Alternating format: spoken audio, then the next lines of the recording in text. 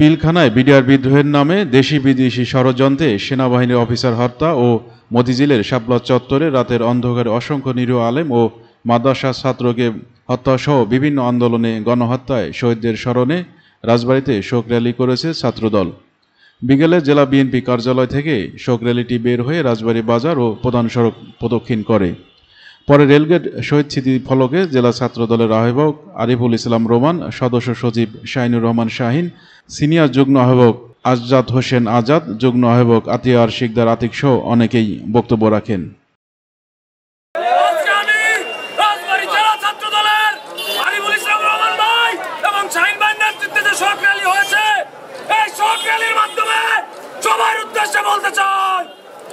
ষড়যন্ত্র করতেছে, তারা শেখ হাসিনার দেশে নিয়ে আসবে।